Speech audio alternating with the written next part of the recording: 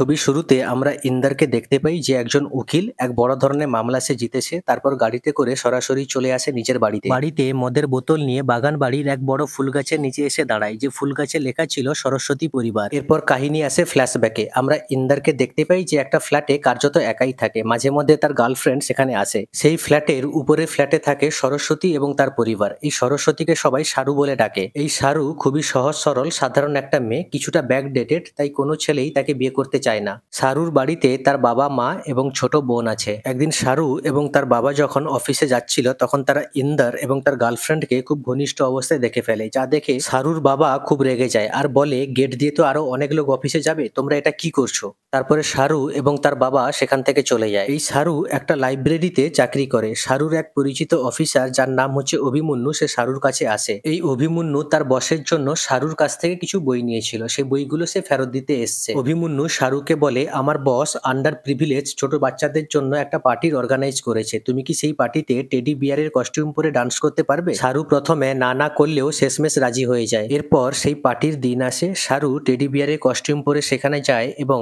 বাচ্চাদের মনোরঞ্জন করে। সারুর লাইব্রেরিতে কাজ করা কিছু কলিগসও সেখানে উপস্থিত ছিল। তারা সারুকে নানানভাবে অপমান করে। অপমান সহ্য করতে না পেরে সারু কাঁদতে কাঁদতে সেই পার্টি থেকে চলে আসে। সারু লিফটে করে নিচে নামার সময় ওই লিফটে ইন্দরও চলে আসে। হঠাৎ লিফটের কানেকশন বন্ধ হয়ে যায়। কিছুক্ষণ পর লিফটের মধ্যে গরমের জন্য ইন্দার তার শার্ট খুলে ফেলে এবং যখন সে তার প্যান্ট খুলতে যাবে তখন সারু তার টেডি বিয়ারের মুখোশটা খুলে ফেলে। তখন ইন্দার সারুকে সরি বলে, কারণ ইন্দর তো জানতো না যে টেডি বিয়ারের মধ্যে একটা মেয়ে আছে। এরপর লিফট ঠিক হওয়ার পর সারু সেখান থেকে সোজা চলে যায় তার লাইব্রেরিতে। অন্যদিকে ইন্দার সারুর ফেলে আসা টেডি বিয়ারের মুখোশটা সারুকে দিতে সারুর পেছনে পেছনে চলে আসে। ইন্দার ওই মুখোশটা সারুকে দিয়ে বলে, তুমি কি আমার জন্য কোনো বই সাজেস্ট করতে পারো? তখন সারু ইন্দারকে একটা বই দেয়। পরের দিন ইন্দার সেই বইটা সারুকে ফেরত দিতে আসে। এইভাবে রোজ ইন্দার সারুর কাছ থেকে একটা বই নিতে আসে এবং পরের দিন সেটা ফেরত দিতে আসে। পরের দৃশ্যে আমরা দেখি সারুর বাবা সারুকে জানায় যে আগামীকাল তোকে একটা ছেলে দেখতে আসবে, কিন্তু আমি আর তোর মা বাড়িতে থাকবো না। পরের দিন সারুকে দেখতে একটা ছেলে আসে, কিন্তু সারু ব্যাকডেটেড হওয়ায় সারুকে সে পছন্দ করে না। এরপর সারুর বোন কাবেরী সারুকে বকাঝকা শুরু করে। সারুর বাবা তার বড় মেয়েকে বিয়ে না দিয়ে ছোট মেয়ের বিয়ে দিবেন না। অন্যদিকে কাবেরীর বয়ফ্রেন্ড কাবেরীকে 1 মাসের সময় দিয়ে বলেছে 1 মাসের মধ্যে বিয়ে না করলে সে অন্য মেয়েকে বিয়ে করে নিবে। তাই কাবেরী সারুকে প্রচুর বকে এবং কাবেরী বাড়ি থেকে বেরিয়ে যাওয়ার সিদ্ধান্ত নেয়। সারু কোনো রকম করে তাকে শান্ত করে। পরের দিন সারু তার লাইব্রেরিতে বেস্ট মেকওভার স্পেশালিস্টের একটা ম্যাগাজিন দেখতে পেয়ে সেখানে কল করে এবং জানতে পারে 3 মাসের আগে কোনো ডেট ফাঁকা নেই। সেই মেকওভার স্পেশালিস্ট আর কেউ নয়, ইন্দরের গার্লফ্রেন্ড রুবি। এরপর যাতে কেউ দেখে না ফেলে সেই জন্য রাতের বেলায় সারু ইন্দরের রুমে যায়। ইন্দরকে বলে যদি রুবির কাছে তাড়াতাড়ি একটা ডেট ফিক্সড করা যায় সেই জন্যই সে গিয়েছিল। কিন্তু হঠাৎ সেখানে মদ্যপ অবস্থায় হাতে একটা মদের বোতল নিয়ে রুবি চলে আসে। এই রুবি সারু এবং ইন্দরকে একসাথে দেখে উল্টাপাল্টা বলা শুরু করে। ইন্দর রুবিকে সবকিছু বোঝানোর চেষ্টা করলেও রুবি কিছু বুঝতে চায় না, উল্টে তার হাতে থাকা মদের বোতলটা ছুঁড়ে মারে। ইন্দর সারুকে তো বাঁচিয়ে নেয়, কিন্তু তার পিঠে কাঁচের টুকরো ঢুকে যায়। প্রচুর ব্লিডিং হওয়ার কারণে সারু ইন্দরকে নিয়ে পাশের একটা ফার্মেসিতে যায়। হঠাৎ সেখানে একজন পুলিশ অফিসার চলে আসে। পুলিশ তাদের দুজনকে আটক করতে চায়, কিন্তু সারু পুলিশ অফিসারকে সবকিছু বুঝিয়ে বলার পর পুলিশ অফিসার তাদেরকে অ্যারেস্ট না করে উল্টে গাড়ি করে বাড়ি ছেড়ে দিয়ে যায়। তাদের বিল্ডিং এর সিকিউরিটি গার্ড সারু এবং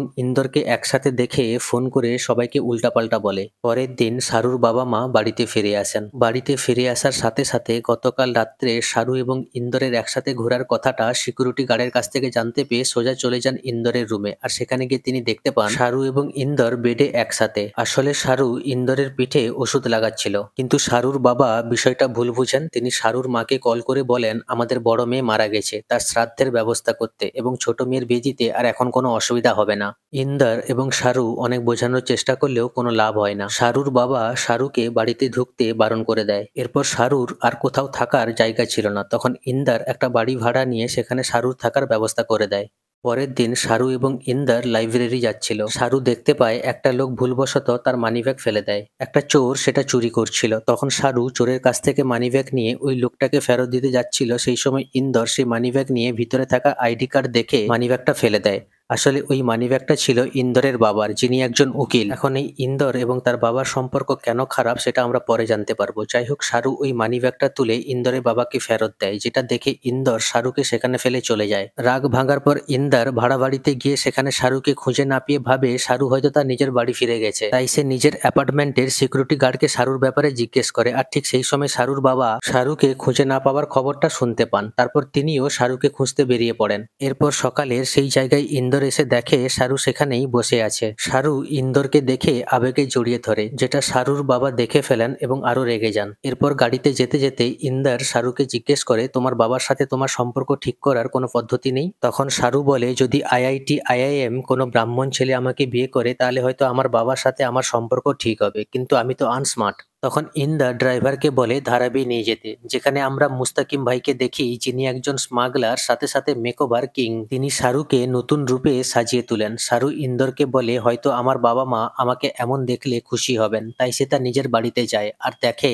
বাড়ির লোক তার শ্রাদ্ধ অনুষ্ঠান পালনে ব্যস্ত, যা দেখে শাহরু কাঁদতে কাঁদতে বাইরে বেরিয়ে আসে। এরপর থেকে শাহরু নতুন লুকে অফিসে যায় আর অফিসের সবাই তাকে দেখে অবাক হয়ে যায়। এমনকি অভিমন্যুও নিজে থেকে এসে শাহরুর সাথে কথা বলা শুরু করে। এরপর অভিমন্যু শাহরুকে বিয়ে করার প্রস্তাব দেয়। যেহেতু অভিমন্যু আইআইটি আইআইএম, তাই শাহরুও বিয়ে করতে রাজি হয়ে যায়। এরপর শাহরু ইন্দরকে বলে, অভিমন্যু আমাকে বিয়ে করার প্রস্তাব দিয়েছে, এখন আমি কি করব? ইন্দর শাহরুকে বলে, তুমি বিয়েটা করে নাও। কিন্তু ইন্দরের চোখে মুখে দেখলে বোঝা যায় সে শাহরুকে খুব পছন্দ করে। এরপর ইন্দর শাহরুকে নিয়ে কোর্ট ম্যারেজ অফিসে আসে এবং অভিমন্যুর জন্য অপেক্ষা করে, কিন্তু অভিমন্যু সেখানে আসে না। তারপর শাহরু ইন্দরকে নিয়ে অভিমন্যুর বাড়িতে যায়। সেখানে গিয়ে সে জানতে পারে অভিমন্যুর বাবা মা এই বিয়েতে রাজি নেই, যেটা শুনে শাহরু খুব কষ্ট পায়। এরপর শাহরু ইন্দরকে নিয়ে একটা হোটেলে যায়, যে হোটেলটা শাহরু এবং অভিমন্যুর হানিমুনের জন্য বুক করা ছিল। শাহরু ইন্দরকে বলে, এখন তো আমি অনেক সুন্দর, কিন্তু কেউ আমাকে বিয়ে করতে চায় না কেন? ইন্দর একটু ইমোশনাল হয়ে পড়ে। শাহরু তখন ইন্দরকে কাছে টেনে নেয়। তারপর তারা ঘনিষ্ঠ হয় এবং রাতটা দুজনে সেই হোটেলেই কাটায়। পরের দিন সকালে ইন্দর ঘুম থেকে উঠে দেখে শাহরু তার পাশে নেই। ইন্দর জানালার কাছে গিয়ে দেখে শাহরু নিচে অভিমন্যুর সাথে রয়েছে। শাহরু ইন্দরকে মেসেজ করে বলেছিল, অভিমন্যু তার সাথে দেখা করতে এসেছিল, আমি বুঝতে পারছি না তোমাকে সরি বলবো নাকি থ্যাংক ইউ বলবো নাকি গুড বাই। মেসেজটা পড়ে খুব কষ্ট পায় ইন্দর। তারপরে সে তার বাড়িতে চলে আসে। কয়েকদিন পর শাহরুর মা ইন্দরকে একটা কার্ড দিয়ে বলে, এটা আমার ছোট মেয়ের বিয়ের কার্ড, তুমি এই কার্ড শাহরুকে দিয়ে দিবে। এরপর ইন্দর কার্ড নিয়ে শাহরুর অফিসে যায়। সেখানে শাহরুকে খুঁজে না পেয়ে ইন্দর অভিমন্যুর কাছে যায় কার্ড দিতে। তখন অভিমন্যু জানায়, শাহরু আমার কাছে থাকে না। ইন্দর বলে, আমি সেদিন তোমাদের দুজনকে একসাথে দেখেছিলাম। অভিমন্যু বলে, হ্যাঁ দেখা হয়েছিল, কিছু পার্সোনাল কথা হওয়ার পর আমি আমার রাস্তায়, সে তার রাস্তায়। এরপর ইন্দর শাহরুকে খুঁজতে বেরিয়ে পড়ে। অনেক খোঁজাখুঁজির পর শাহরুকে একটা জঙ্গলের নিচে দেখতে পায় আর বলে, আমার কাছে একটা বন্দুক আছে, এরপর যদি আমাকে না জানিয়ে কোথাও চলে যাও তাহলে তোমার মাথা থেকে পেট পর্যন্ত গুলি চালিয়ে দিব।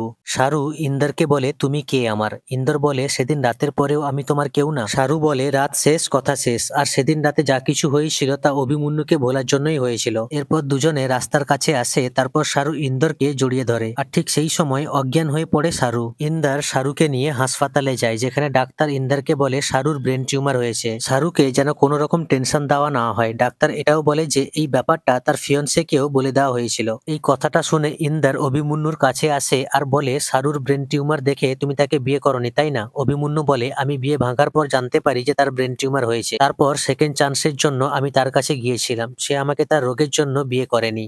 অভিমন্যু আরো জানায় যে শাহরু তাকে বলেছিল এই ব্যাপারটা যেন ইন্দর কোনোদিন জানতে না পারে। এরপর ইন্দর হাসপাতালে ফিরে আসে এবং শাহরু কিছুটা সুস্থ হলে শাহরুকে একটা জায়গায় নিয়ে আসে, যেখানে শাহরু কম্পিউটারে তার বোনের বিয়ে দেখছিল। আর সেখানে ইন্দর শাহরুকে বিয়ের প্রস্তাব দেয়। তখন শাহরু বলে, এটা কোনোদিনও সম্ভব নয়, কারণ আমি তোমার বেস্ট চয়েসও নই আর প্রথম পছন্দও নই। ইন্দর বলে, আমি একমাত্র তোমাকেই ভালোবাসি। আর ঠিক সেই সময় শাহরুর নাক দিয়ে রক্ত বেরোয়। তারপর ইন্দর শাহরুকে হাসপাতালে নিয়ে যায়। এদিকে ইন্দর শাহরুর বাড়িতে চলে আসে আর দেখে শাহরুর ফটোতে মালা টাঙানো রয়েছে। রেগে মালাটি টেনে ছিঁড়ে দেয় ইন্দর, আর সঙ্গে সঙ্গে শাহরুর বাবা ইন্দরকে সজোরে থাপ্পড় মারে। থাপ্পড় খেয়েও ইন্দর বলে, আর কোনোদিন ফটোতে মালা টাঙাবেন না, নালে আমি আবারও আসবো থাপ্পড় খেতে। সেই ঘটনার জন্য পরের দিন ইন্দরকে পুলিশ গ্রেপ্তার করে। আর অন্যদিকে হাসপাতালে শাহরু অপেক্ষা করে ইন্দরের জন্য। পুলিশ ইন্দরকে লকআপে ঢোকাতে যাবে, ঠিক সেই সময় ইন্দর সেখান থেকে পালিয়ে যায়। অন্যদিকে শাহরু ইন্দরকে খুঁজতে খুঁজতে লাইব্রেরিতে চলে আসে আর ইন্দরকে দেওয়া প্রত্যেকটা বই দেখতে থাকে। প্রতিটি বইয়ের মধ্যে একটা করে কাগজ ছিল, যে কাগজে শারুর প্রতি ইন্দরের ভালোবাসার কথা লেখা ছিল। শারু বুঝতে পারে ইন্দর তাকে প্রথম থেকেই পছন্দ করত। এদিকে পুলিশ ইন্দারকে ধরে ফেলে। ইন্দার সবকিছু পুলিশকে খুলে বলার পর পুলিশ তাকে 10 মিনিট সময় দেয় শারুর সাথে দেখা করার জন্য। ইন্দার চলে আসে লাইব্রেরিতে, শারুর কাছে এসে বলে, সরি আমি আসতে দেরি করে ফেলেছি। শারু বলে, তুমি কখনো আমাকে বলনি আমি তোমার বেস্ট চয়েস। ইন্দার কাঁদতে কাঁদতে বলে, কিন্তু আমি তো তোমার বেস্ট চয়েস নই। এটা শুনে শারু ইন্দারকে জড়িয়ে ধরে বলে, প্লিজ ম্যারি মি ইন্দার। ঠিক সেই সময় পুলিশ সেখানে এসে বলে, তোমাদের 10 মিনিট হয়ে গেছে। কিন্তু তাদের ভালোবাসা এবং কান্না দেখে পুলিশ ইন্দারকে ছেড়ে দেয়। সেই দিন রাত্রে শারু ইন্দারকে বলে, আমি মারা গেলে আমার ফটোতে মালা দিও না প্লিজ। এরপরে আবার ইন্দার শারুর বাড়িতে যায় এবং শারুর বাড়িতে গিয়ে শারুর ফটো থেকে মালা ছিঁড়ে ফেলে। তারপর শারুর বাবার দিকে বন্দুক তাক করে বলে, কালকে শারুর সাথে আমার বিয়ে। শারু যখন তার ফটোতে মালা দেখে তখন প্রচুর কষ্ট পায় এবং কান্নাকাটি করে। তার কান্না বন্ধ করার জন্য আমি নিজে মরতে পারি কিংবা কাউকে মারতেও পারি, এই বলে ইন্দার সেখান থেকে চলে আসে। পরের দিন সকালে তারা বিয়ে করার জন্য ম্যারেজ রেজিস্ট্রি অফিসে যায়। তারা যখন মালা বদল করতে যাবে ঠিক তখনই শারুর বাবা মা সেখানে চলে আসে। তখন শারু তার বাবাকে জড়িয়ে ধরে বলে, বাবা প্লিজ তুমি এই বিয়েটা মেনে নাও। শারুর বাবা বলে, যদি না মেনে নি তাহলে? এই কথা শুনে শারু ইন্দারের হাতটা ছেড়ে দেয়। তখনই শারুর বাবা বলে, এই ছেলেটা কালকে আমাদের বাড়ি গিয়েছিল আর বলেছিল তোর চোখের জল মুছতে নিজেও মরতে পারে কিংবা অন্য কাউকেও মারতে পারে, এর থেকে ভালো ছেলে আর হয় না। এরপর অবশেষে তাদের বিয়ে হয়। কিন্তু শারু তখন সেখানে খুব অসুস্থ হয়ে পড়ে, তাকে হাসপাতালে নিয়ে যাওয়া হয়। শারুকে এই অবস্থায় দেখে তার বাবা ভীষণই ইমোশনাল হয়ে পড়ে। ডাক্তার এসে শারুর বাবাকে বলে, আমি আপনার সাথে একান্তে কিছু কথা বলতে চাই। তখন শারুর বাবা মা বুঝতে পারে তাদের মেয়ে আর বেশিক্ষণ বাঁচবে না।